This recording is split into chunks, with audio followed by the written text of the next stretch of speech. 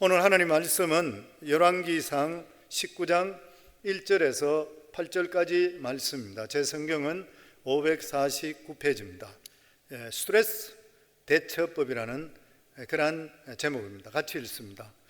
아합이 엘리야가 행한 모든 일과 그가 어떻게 모든 선지자를 칼로 죽였는지를 이세벨에게 말하니 이세벨이 사신을 엘리야에게 보내어 이르되 내가 내일 이맘때에는 반드시 내 생명을 저 사람들 중 한 사람의 생명과 같게 하리라. 그렇게 하지 아니하면 신들이 내게 벌 위에 벌을 내림이 마땅하니라 한지라. 그가 이 형편을 보고 일어나 자기의 생명을 위하여 도망하여 유다에 속한 브알세바에 이르러 자기의 사환을 그것에 머물게 하고 자기 자신은 광야로 들어가 하룻길쯤 가서 한 로뎀 나무 아래에 앉아서 자기가 죽기를 원하여 이르되 여호와여 넉넉하오니 지금 내 생명을 거두시옵소서.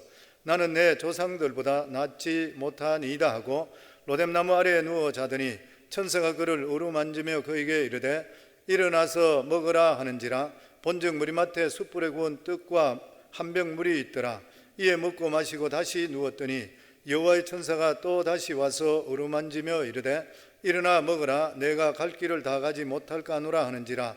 이에 일어나 먹고 마시고 그 음식물의 힘을 의지하여 40주 40야를 가서 하나님의 산 호렙산에 이르니라. 아멘. 아버지 은혜 감사합니다. 오늘도 이렇게 거룩하고 복된 성일날 사랑하는 귀한 성도들 오늘도 이렇게 하나님께 예배드릴 수 있도록 주님 축복해 주심을 너무나도 감사합니다. 아버지, 예배당에 나와서 예배드리지 못함을 통해 오히려 저희들 마음속에 예배에 대한 더욱더 간절함이 있고 더욱더 하나님을 사랑하는 마음이 더욱더 간절함을 통해 아버지 하나님 이렇게 드리는 예배 속에 아버지께 더 영광 돌리는 그러한 귀한 역사들이 장소들마다 임할 수 있도록 주님 축복해 주시옵소서. 오늘 또한 이 시간에 주의 성령께서 우리 각자에게 말씀해 주실 줄 믿사오며 예수님 이름으로 기도하옵나이다. 아멘. 오늘 설교 제목을 말씀드린 대로 스트레스 대처법, 원래 제목은 스트레스에 물러가라 이렇게 했다가 스트레스 대처법이라고 했습니다. 현대를 사는 사람이 스트레스 없이 이 세상을 살아갈 수 있는 사람은 아무도 없을 것입니다.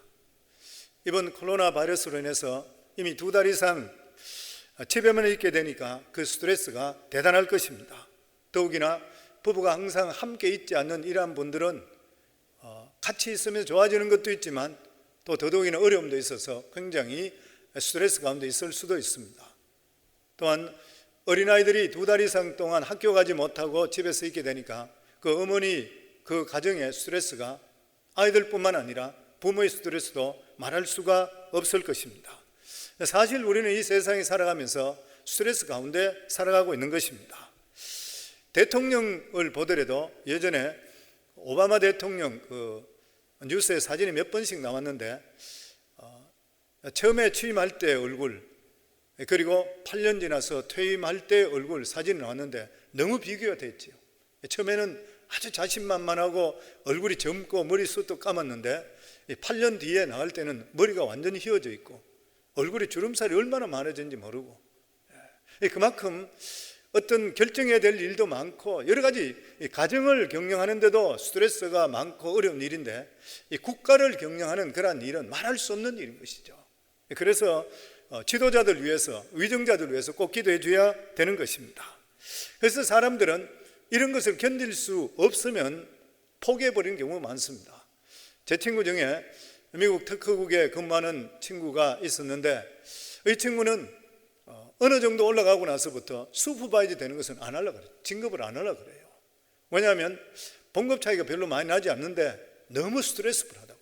그래서 결국 자기가 슈퍼바이저 되지 않고 그리고 그대로 은퇴하는 것을 본 적이 있었습니다. 이번에 설교를 준비하면서 나는 스트레스를 얼마나 받고 있는가 이걸 한번 테스트 한번 해봤어요. 인터넷에 들어가니까 스트레스 테스트가 있더라고요. 스트레스 테스트를 2가지를 해봤습니다. 한 군데 사이트에 들어가 보니까 제가 스트레스 중증이 나왔어요. 다음 2번째 스트레스 테스트에 들어갔더니만 아예 스트레스가 거의 없이 너무 좋게 나왔어요. 근데 왜 이런가 이래서 질문들을 다시 이래 보니까 첫 번째 제가 중증으로 나온 데는 뭐냐면 신체적인, 밤에 잠을 잘 못 잔다, 자꾸 일어난다, 가슴이 답답하다, 뭐 이런 신체적인 건강에 대한 이런 것에 나왔을 때는 제가 굉장히 스트레스 많은 걸로 나왔어요. 그런데 다른 질문이 훨씬 더 제일 많은데 감정적인 것, 나는 살기 싫다, 예, 모든 것을 부정적으로 본다, 마음이 초조해진다, 뭐 그런 건 실제로 우리하고 전혀 상관없잖아요. 거기는 너무 좋은 거예요. 신체적으로만 그래 나왔는 것이에요. 보면 스트레스의 가장 이 적이 뭐냐면 긴장이라 그럽니다. 긴장하면 협심증이 생기게 돼 있고 스트레스가 올라가는 것이에요. 목회하면서 계속 긴장 관계잖아요.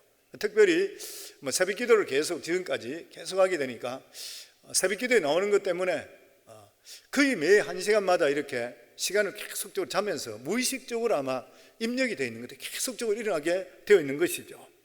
아마 그래서 몸이 스트레스를 느끼는가 봐요. 스트레스라는 몸의 장기 피해를 보니까 몸의 장기가 다가 해당됐습니다. 첫 번째는 피부, 그리고 폐, 눈, 간, 신장, 심장, 뭐 아닌 것이 없어요. 다 스트레스 때문인 것이에요.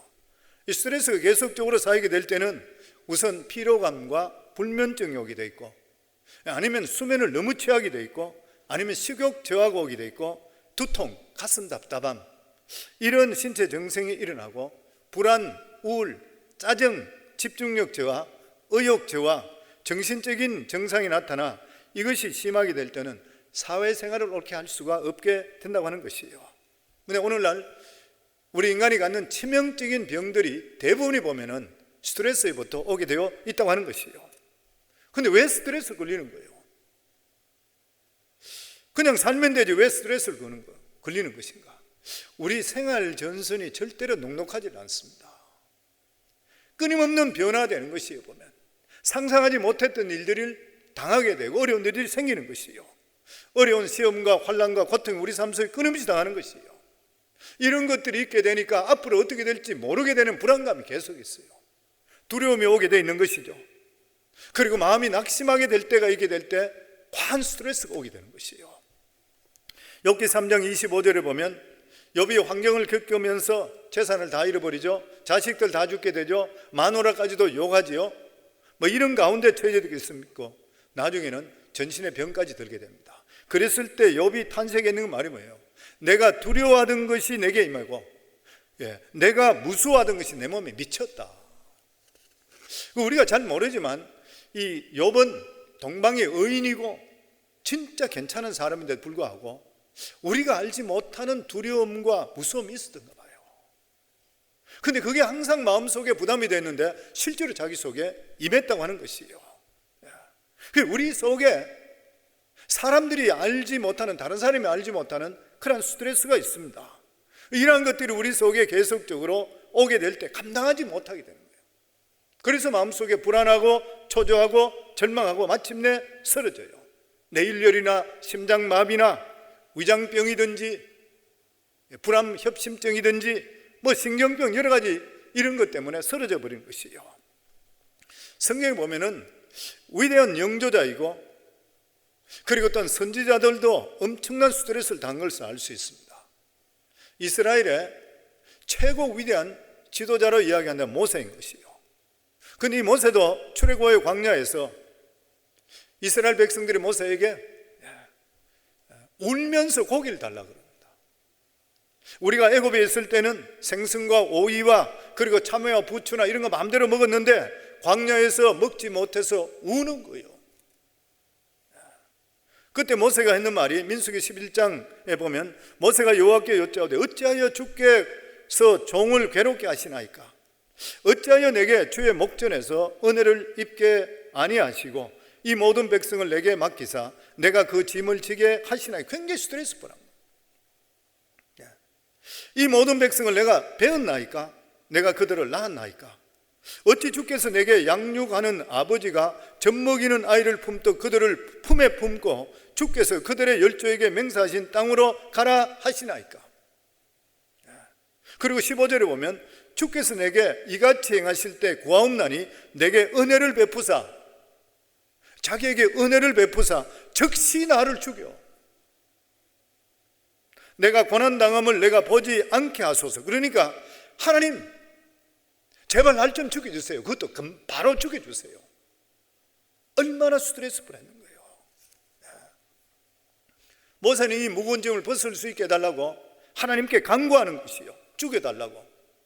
물론 이 말만 들으면 모세 그 좋은 신앙이 어디 갔냐 이렇게 생각할지 모르지만 탈진하면 당할 자가 없습니다. 사람이 믿음이 있다가도 탈진 상태가 되면 죽고 싶은 마음밖에 없는 것이요. 예전에 우리 교회 와서 해프의 특세할 때에 하이패밀리의 송기론 목사님 21일 동안 우리 교회에서 특세를 했습니다. 특세했던 그 제목이 뭐냐면 새 일회의 기적이죠. Well dying. 어떻게 하면 잘 죽을 것인가, 우리 삶을 준비하는 삶. 근데 이분이 그것을 준비하게 됐던 그런 이유가 하이패밀리 양평 쪽에 가고 나서 자금이 너무 부족하고 빚을 져는 바람에 자기가 그때 비로소 자살하는 사람을 알겠구나, 이러면 자살하겠구나, 이 마음까지 가졌다 그래요. 굉장히 어려운 가운데. 근데 우리 교회에 오셔서 21일 동안 특별 새벽 기도하면서 우리 성도님 중에도 은혜가 됐지만 본인이 영적으로 회복되어 버렸어요. 믿음 있는 종들도 그래요. 조인규 목사님도 마찬가지로 그러잖아요. 예전에 건축할 때에 빚쟁이는 오고 돈은 없고 이러니까 아파트 위에 올라가서 밑에 떨어져가 죽고 싶더래요. 성령께서 음성 들려주셔서 너 왜 그러고 있냐? 금승고 다시 돌아가는 거예요. 누구든지 그럴 수, 탈진 당하면은 당할 자가 없는 것이요. 오늘 읽은 이 선지자의 대표로 할 수 있는 엘리야도 마찬가지였습니다. 엘리야는 구약 선지자 중에 가장 최고의 선지자예요. 하나님께서 불시로를 태워서 죽지 않고 하늘로 데려갈 정도로 위대한 인물이었습니다. 그런데 이 엘리야도 문제에 압도당하게 될 때 좌절하고 낙심하고 스트레스를 끌려서 죽기를 원했던 거예요. 아마 엘리야가 보통 사람이었으면 자살했을 것 같아요. 엘리야는 갈멜산에서 450명의 바알 선지자와 경쟁해서 결과적으로 승리하게 되었습니다. 하나님께서 이스라엘 백성들이 바알 신을 섬기는 바람에, 우상 숭배하는 바람에 이스라엘에 3년 6개월 동안 비를 내리지를 않았던 것이요, 가뭄으로 모두 불탈 정도였습니다. 그때에 엘리야를 통해서 하나님께 기도함을 통해서 하늘부터 불이 내려오고 또다시 구름이 옴을 통해 가뭄을 해소시켜 버렸습니다. 이것을 봤던 이스라엘 백성들이 이 엘리야의 말대로 450명의 바알 선지자를 데려가서 다 죽여버렸잖아요.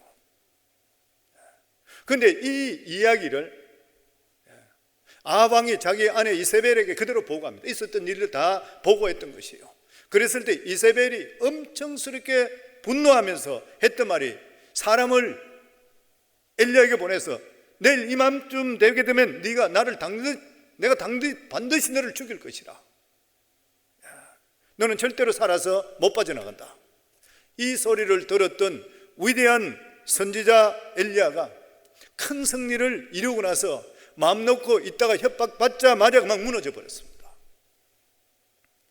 열왕기상 19장 2절에 보면 이세벨이 사신을 엘리야에게 보내 이르되 내가 내일 이맘때에는 반드시 내 생명을 저 사람 중 한 사람의 생명과 같게 하리라. 그렇게 하지 아니하면 신들이 내게 벌 위에 벌을 내림이 마땅하니라 한지라. 이 말을 듣고 엘리야는 두렵고 떨렸습니다. 무서움과 두려움이 그 마음속에 오는 순간에 엄청스러운 스트레스가 왔던 것이에요. 그래서 이 세상에 자기 자신을 자신할 사람은 아무도 없는 것이에요.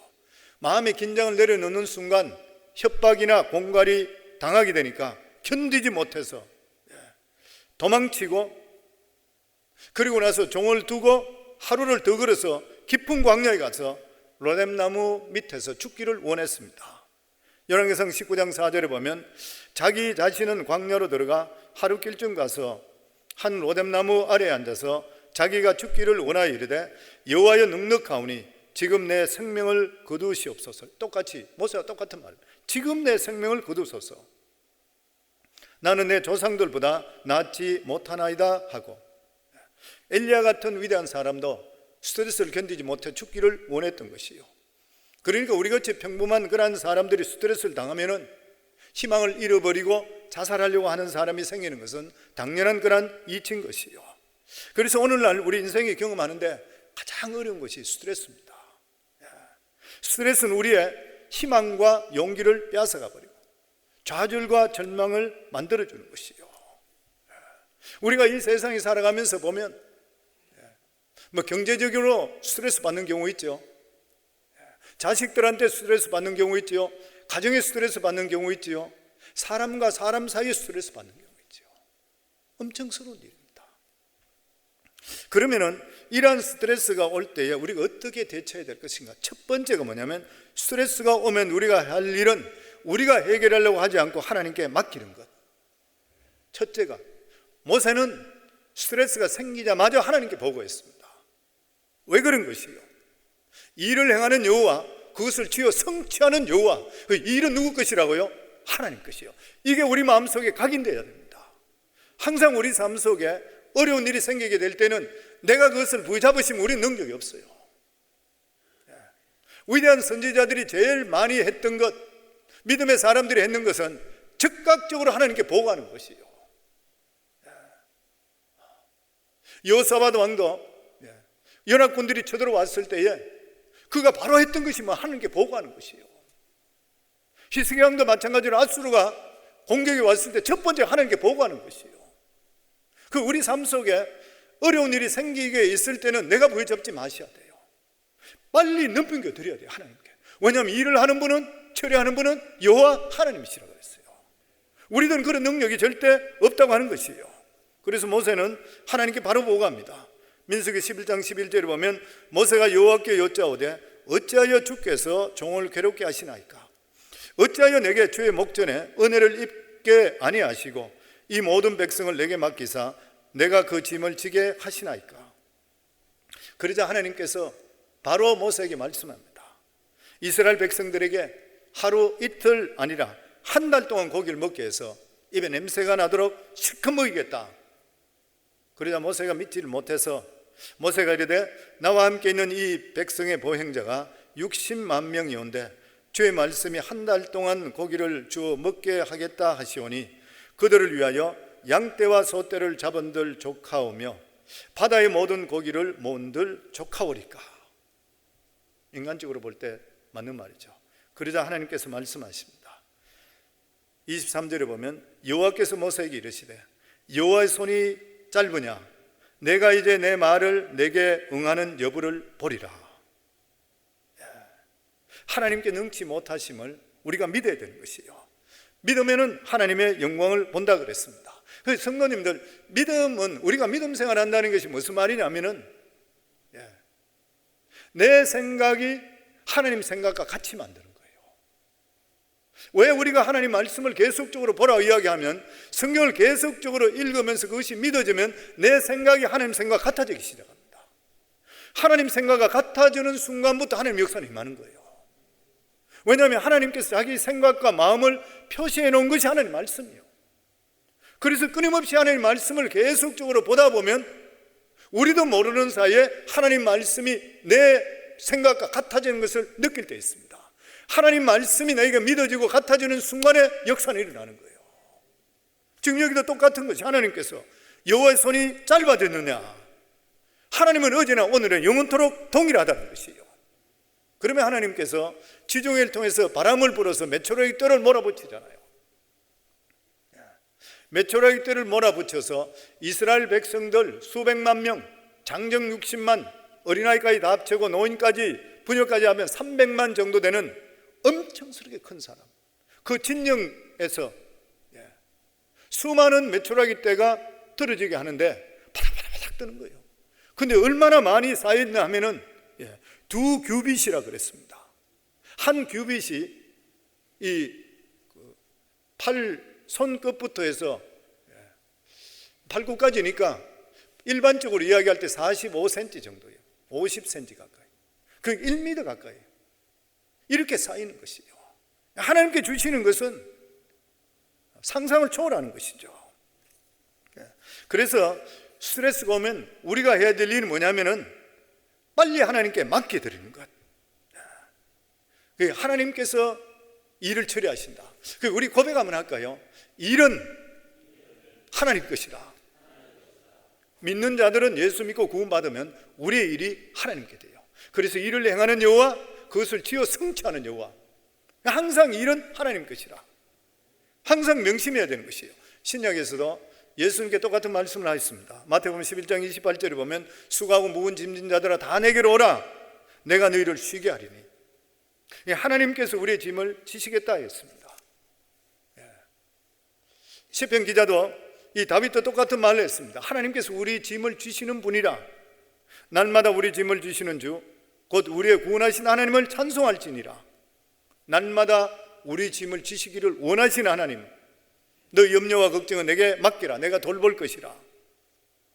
예수님께 십자가에 못 박혀 죽으실 때도 다 이뤘다. 이 다 이뤘다는 것은 죽음의 문제, 저주의 문제, 또 우리 살아가는 모든 삶의 짐도 주님께 다 짊어졌다는 거예요. 주님께 다 내어놓으라는 것이에요. 우리들은 우리가 겪어보지 못한 일들을 당할 수 있는 능력이 없습니다. 우리는 정말 어려운 일에 처하게 되면은 사람이 좌절하고 일어나지 못하고 포기해버려요. 우리들은 빨리 이런 것들을 하나님께 맡겨야 되는데 왜 그러냐면 하나님은 맡겨드리면 하나님께서는 이 세상 우주 만물을 창조하고 역사하기 때문에 얼마든지 그런 문제도 해결해 주실 수 있기 때문인 것이에요. 그래서 하나님께 맡겨야 되는 것이에요. 사랑하는 성도님들, 하나님께 잘 맡길 수 있는 우리 성도님들이 다 될 수 있기를 주의 이름으로 축원합니다. 그런데 우리는 하나님께 잘 못 맡기는 경우들이 많이 있어요. 신앙이라는 것은 하나님께 잘 맡기는 것이 신앙 좋은 것이다. 교회 열심히 나가더라도 짐을 맡기지 못하는 것은 신앙이 별로 튼튼한 신앙이 될 수가 없는 것이에요. 그리고 두 번째로 스트레스를 받지 않으려면 욕심 부리지 말아야 되는 것입니다. 야고보서 1장 14절로부터 보면 오직 각 사람이 시험을 받는 것은 자기 욕심에 끌려 미혹됨이니 욕심이 잉태한 즉 죄를 낳고 죄가 장성한 즉 사망을 낳느니라. 오직 각 사람이 시험을 받는 것은 자기 욕심에 끌려 미혹이란 뭐예요? 분별력을 잃어버리는 것이에요. 분별력을 잃어버리면 하나님 뜻인지 사탄의 뜻인지 모릅니다. 예수 믿는 사람이 실패하는 이유가 어디 있는 것이에요? 교회 다닌다고 하는데도 불구하고 욕심이 생겨버리면 일어나는 사건에 대해서 해석을 자기식으로 해버리는 거예요. 분별력을 잃어버립니다. 하나님 뜻이 아닌데도 불구하고 하나님 뜻이라 착각해버려요. 수많은 사람들 많이 그래 봐요. 보면 분별력을 잃어버렸기 때문인 것입니다. 내 삶 속에 눈에 보이는 것, 지위, 권세, 명예, 돈 이런 데 대해서 내 마음을 빼앗기게 되면, 아니면 내가 가지고 있는 걸 잃어버리면 어떻게 할까? 더 강한 자가 빼앗아가 버리면 어떻게 할까? 그러다 보면 스트레스 쌓이는 것이에요. 성경은 특별히 재물에 대해서 우리에게 더욱더 경계하라 그럽니다. 디모데전서 6장 9절에 보면 부하려 하는 자들은 시험과 올무와 여러 가지 어리석고 해로운 욕심에 떨어지나니 곧 사람으로 파멸과 멸망에 빠지게 하느니라. 욕심에 떨어지면 파멸과 멸망에 빠진다. 근데 여기 보면 부하려 하는 자들은 시험과 올무와 여러 가지 어리석고 해로운 욕심에 떨어지나니, 그 욕심도 좋은 욕심이 있고 해로운 욕심, 나쁜 욕심이 있다는 거예요. 좋은 욕심은 자기를 발전시키기 위해서 목표를 정하는 것이요. 욕심을 갖는 것이죠. 있어야 되는 것이요. 그리고 신앙이 있는 것 같으면 내가 어떻게 믿음 생활을 해야 되겠다는 믿음의 정상을 향해 달려가는 것이에요. 좋은 욕심이잖아요. 나는 헌신으로 누구에게 뒤지지 않겠다. 하나님을 사랑하는 마음은 누구에게 나는 뒤지지 않겠다. 내가 가진 것은 별로 없다 하더라도 하나님 진짜 사랑한다. 그런데 어리석고 해로운 욕심에 빠지는 것이 뭐라 그랬어요? 디모데전서 말씀에 보면 돈이라 그랬어요. 성도들에게 돈이 목표입니까? 그러면은 다 아니라 그래요. 한 사람도 돈이 목표입니다 하는 사람 내가 들어본 적이 없어요. 근데 생활하는 거 가만히 보면 돈이 목표라. 아닌 것 같은데 돈 따라가는 것이에요. 근데 이렇게 살면 반드시 결과가 어떻게 되냐면 디모데전서 6장 10절에 보면 돈을 사랑함이 일만하게 뿌리가 되나니 이것을 탐하는 자들은 똑같이 미혹을 받는데요. 분별력을 잃어버려서 믿음에서 떠난다 그랬습니다. 돈을 사랑하게 되면 믿음에서 떠나서 결과적으로 많은 근심이 자기를 찌르는 것이요, 망하는 것이죠. 불행해진다는 것이요. 가정에 기쁨이 없고 본인도 기쁨이 사라지는 것이요. 그 왜 그런 것이에요? 기쁨의 근원이 누구시라고요? 하나님이십니다. 돈이 들으면 기쁘고 그렇지 않으면 스트레스 받으면 애초에 잘못된 삶인 것이요. 느헤미야 8장 10절에 보면 여호와로 인하여 기뻐하는 것이 나의 힘이라. 우리 예수 믿는 사람의 힘이 뭐라고요? 여호와로 인해서 기뻐하는 것이 우리의 힘이라. 시편 37편 4절에 보면 또 여호와를 기뻐하라. 그가 내 마음의 소원을 내게 이루어 주시리라. 하나님을 통해서 기뻐하면 하나님께서 우리 소원 들어주신다. 하박국 선지자도 똑같은 말을 했습니다. 무화과나무가 무성치 못하고 포도나무의 열매가 없으며 감람나무의 소출이 없어도, 이스라엘의 3대 나무죠. 무화과, 포도나무, 감람나무. 그러니까 깡그리 하나도 없다는 것이에요. 밭에 먹을 것이 없으며 우리의 양이 없으며 외양간에 소가 없을지라도 극심한 가난입니다. 나는 여호와로 말미암아 즐거워하며 나의 구원의 하나님으로 말미암아 기뻐하리라. 왜냐하면 기쁨의 근원이 하나님이시기 때문인 것이요. 사랑하는 성도님들, 나쁜 욕심 갖지 마시고 좋은 욕심 가지기를 주의 이름으로 축원합니다. 일반적으로 사람에게는 5가지 오욕이 있다 그래요. 욕구지요. 5가지 욕구. 식욕이 있고,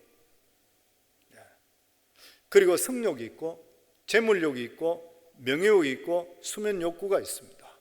사람은 살아가면서 이 오욕을 채워오려고 그래요. 이게 본성인 것이에요. 근데 과하면 안 되는 거예요. 식욕도 과하게 될 때는 탐식이 돼버려요. 식탐이 돼버리잖아요. 성욕도 과하면 짐승이 돼버려요. 재물욕도 과하게 될 때는 믿음에서 떠나버린다고 그랬어요. 비인간적이 돼요. 돈 벌기 위해서. 명예욕도 과하게 될 때는 뒤가 좋지 않습니다. 감옥에 가요. 수면도 너무 과하게 되면 게을러지는 거예요. 이 오욕을 보면 생각을 해봤어요. 과하면 어떻게 될 것인가. 모든 것이 정도가 지나치면 탐심이 되고 탐욕이 되어버린 것이에요. 욕심을 갖는 것은 괜찮은데 탐욕이 되면 스트레스 받는 것이에요. 그래서 미국 미시간 대학의 스테파니 브라운 박사는 인간의 욕심과 수명에 대해서 연구했는데 욕심 많은 사람의 사망률이 욕심이 적은 사람 사망률보다 3배가 더 많다고 그래요.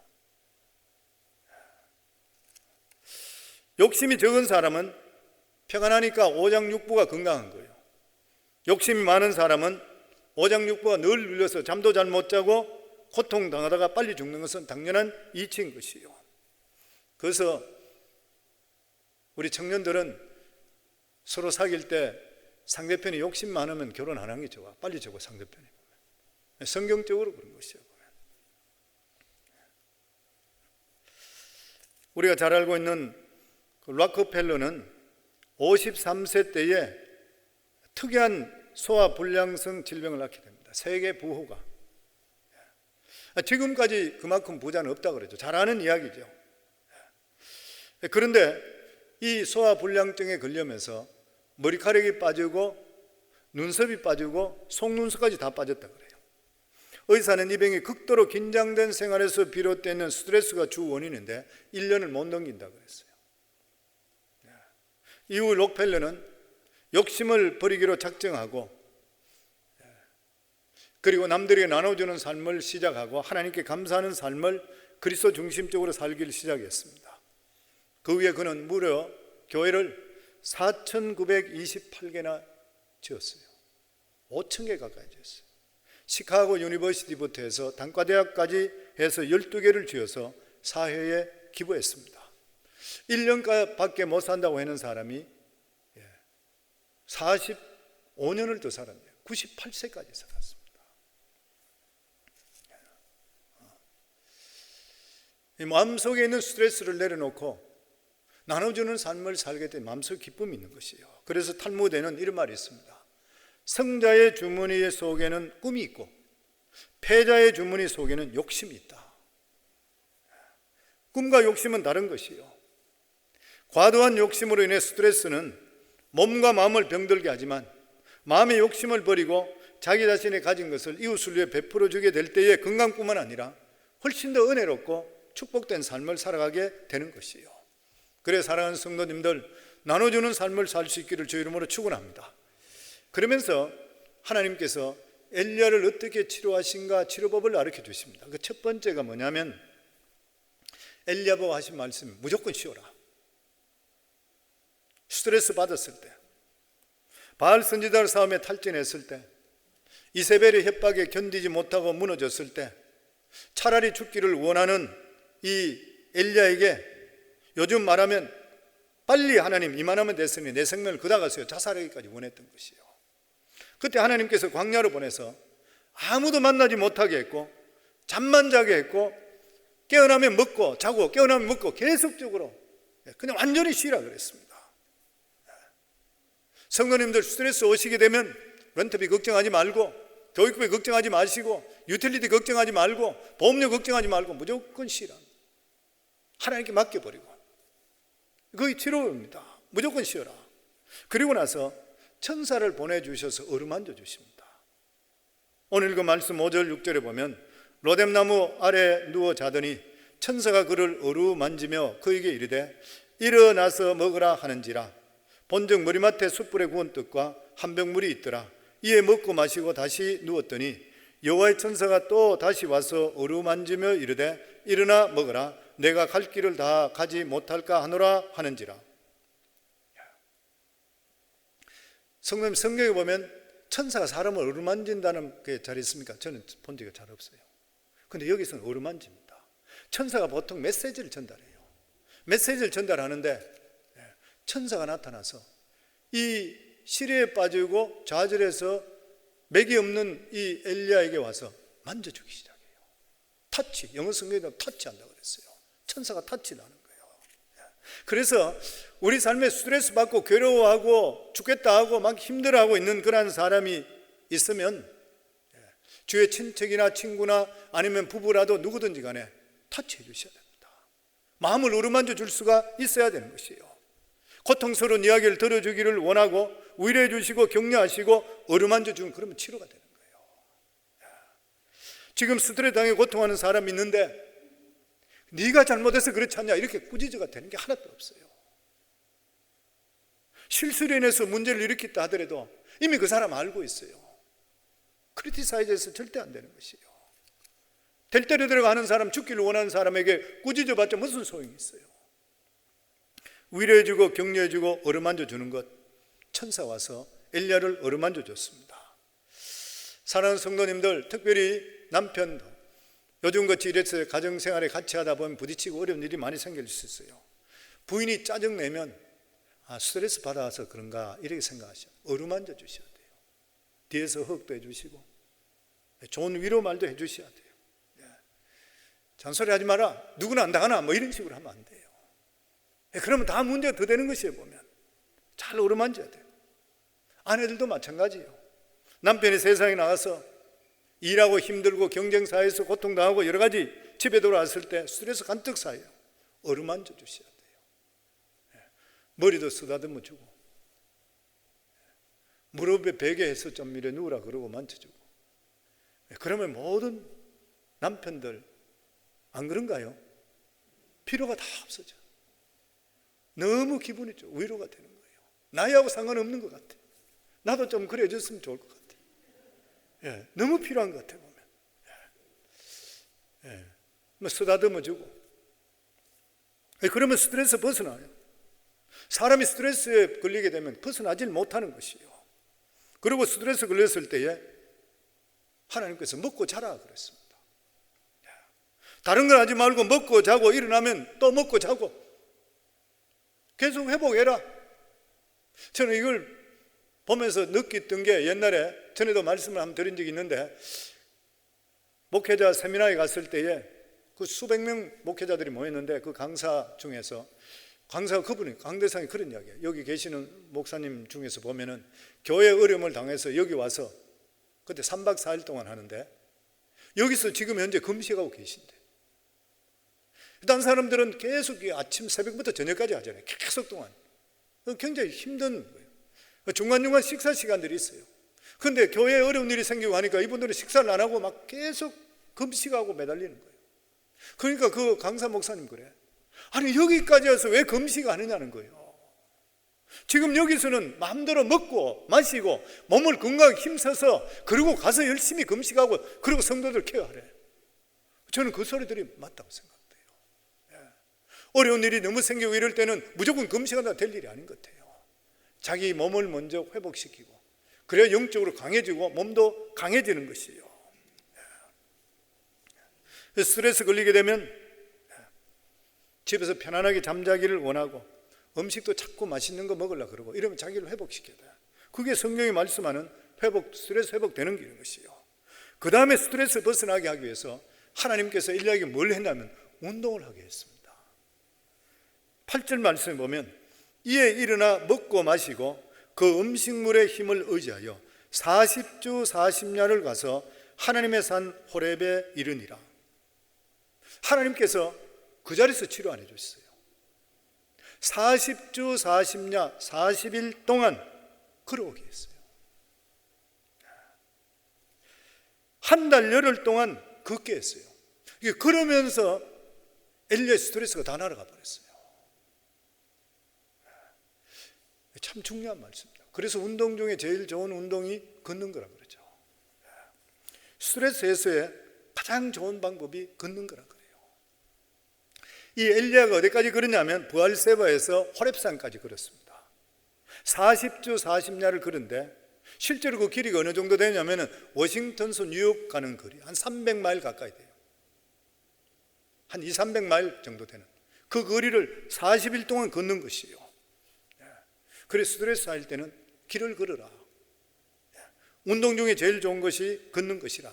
뇌가 활성화되고 몸의 혈액순환이 잘 돼서 스트레스가 사라지고 회복된다. 아마 읽어본 분도 있을 거예요. 책에 보면 병의 90%는 걷기만 해도 낫는다. 일본 의사 나가오 자즈히로 이분이 적었던 거죠. 그러면서 그 책에 보면 이런 내용이 있습니다. 아파서 못 걷는 것이 아니라 걷지 않기 때문에 아프다. 아프지 않고 100세까지 사는 것은 걸어라. 걷는 사람 얼굴이 틀린다. 가장 좋은 것은 걷는 것은 돈이 들지 않는다. 그리고 하루에 13,000보를 걸으면 지방이 연소되고 혈액순환이 활성화돼서 마음이 상쾌해지고 즐거워진다. 마음이 즐거워지면 우리 몸속에 어떤 세균도 막을 수 있는 호르몬이 분비된다. 스트레스와 병을 치료할 수 있다. 동의보감에도 보면 건강을 위해서 3보가 있다고 그랬습니다. 식보가 있고 약보가 있고 행보가 있는데 식보라는 것은 밥을 잘 먹는 것이고 약보는 보약을 잘 먹는 것이고 행보라는 것은 많이 걷는 것이라. 사랑하는 성도님들, 여러 가지 스트레스 많이 쌓이고 이럴 때 많이 걸으시기 바랍니다. 저도 이번 이런 2달여 동안에 한 달여부터 저희 아내가 권해서 걷기를 시작했어요. 10,000보 이상씩 이렇게 걸어봤습니다. 걷고 나니까 몸이 훨씬 더 좋은 것 같아요. 건강에도 좋은 것 같아요 보면. 그리고 마지막으로 스트레스에 해방되는 방법은 하나님께 기도하는 것이죠. 엘리야는 완전히 회복된 것은 호렙산에 가서 굴 속에서 하나님과 만남을 통해 회복됩니다. 완전히 회복되죠. 호렙산 바위 굴 속에 들어가서 하나님과 대화할 때에 세미한 음성을 듣게 되고 마음이 뜨거워지며 사명을 새로 발견하게 됩니다. 굉장히 중요한 말씀이죠. 성도님, 스트레스 받고 다른 것들 인간적으로 할 수 있는 시고 다 하시더라도 하나님을 만나셔야 돼요. 영적으로 회복되셔야지 우리 삶에 새로운 사명을 발견하게 돼요. 우리 삶에 희망을 발견하지 않고는 몸이 아무리 좋아지더라도 완전한 회복은 이루어질 수 없습니다. 희망을 발견해야 돼요. 우리 삶 속에 예수 그리스도만 만나게 되면, 하나님께서만 가까이 다가게 되면은 우리 삶이 희망이 솟게 되어 있는 것입니다. 왜냐하면 복음과 예수 그리스도는 희망이기 때문에 그래요. 바디메오도 장님이 예수님 만남을 통해 눈이 뜨이는 희망이 생겼지요. 수르보니가 여인도 예수 그리스도 만남을 통해서 딸의 귀신이 쫓겨가게 됐지요. 혈루병 걸린 여인도 마찬가지인 것이고, 예수님 만나게 되면 죽은 자가 다시 살아나는, 나사로가 다시 사는 이러한 역사도 나타나게 돼요. 베드로도 예수님 만나서 하나님 말씀 듣게 되었을 때에 별 볼 일 없는 사람이 수제자 되었을 뿐만 아니라 지금까지 잡지 못했던 고기도 엄청스럽게 잡게 돼요. 살아가는 모든 삶을 해결해 주셨는 것이요. 우리 삶의 염려 걱정은 끊임없이 우리 속에 오게 되어 있고, 스트레스는 계속적으로 오게 되어 있는 것입니다. 이러한 것들을 회복할 수 있는 그러한 것들은 하나님께 모든 것을 맡기는 것이고, 그리고 우리가 주님께 나와서 기도함을 통해 주께 드시는 하나님의 주시는 그런 평강과 음성을 듣게 될 때는 우리 삶의 모든 스트레스가 떠나가 버려요. 그래서 성경은 그렇게 말합니다. 이사야 40장 31절에 보면, 오직 여호와를 앙망하는 자는 샘을 얻으리니 독수리가 날개치며 올라감 같을 것이요 다른 박지라 해도 곤비하지 아니하겠고 걸어가도 피곤하지 아니하리라. 하나님을 앙망할 때에 우리 삶의 피곤은 없어져 버린 것이고 하나님이 주시는 능력이 넘치게 되어 있는 것입니다. 사랑하는 성도님들, 이러한 코로나 바이러스를 겪는 이러한 가운데서 아마 가정적으로 스트레스 받는 분도 많고, 자녀 때문에 있고, 부부간에도 있을 거고, 또 사업적으로 앞으로 일어날 여러 가지 일들에 대해서 염려하고 불안한 경우도 많이 있을 것입니다. 그런데 하나님께서 우리에게 주시는 말씀이, 모든 일은 주인은 하나님이시니까 주님께 빨리 맡겨라, 그렇게 말씀합니다. 그리고 뿐만 아니라 스트레스 쌓일 때에 우리가 쉬고, 그리고 많이 걸으시고, 그리고 가정에서도 서로 어루만져 주시고 위로하시고, 그리고 또한 기도하셔서 하나님의 세미한 음성을 들으면서 오히려 이러한 일들을 통해 더 영적으로 새로워져서 새로운 사명 받으시고 충만해질 수 있기를 주의 이름으로 축원합니다. 기도하겠습니다. 오늘 이 시간 합심해서 하나님께 기도합니다. 저희들이 합심해서 기도할 때에 우리 살아가는 삶의 스트레스는 끊임없이 다가오게 되는데 이것을 우리는 짊어질 수 있는 힘이 없습니다. 이 모든 것들을 주님께 다 맡기게 하시고 하나님의 주시는 그러한 은혜로 성령이 충만한 삶을 살 수 있게 해달라고 오늘 이 시간 주여 3번 부르며 하나님께 기도합니다. 주여, 주여, 주여. 하나님 아버지 은혜 감사합니다. 우리가 이 세상을 살아갈 때에 스트레스 받지 않고 사는 방법은 없는데 이것을 지혜롭게 잘 뛰어넘을 수 있도록 하시고, 하나님께서 엘리야 선지자를 치유해 주신 것 같이 하나님의 그 방법으로 치유받게 해주시고, 그리고 무엇보다 주님께 맡기고 주님께 기도함을 통해 우리 삶 속에 오히려 스트레스를 통해 하나님의 주시는 새로운 사명 발견할 수 있는 저희 성광교회 성도들이 다 될 수 있도록 주님께서 축복해 주시옵소서. 예수님 이름으로 기도하옵나이다. 아멘.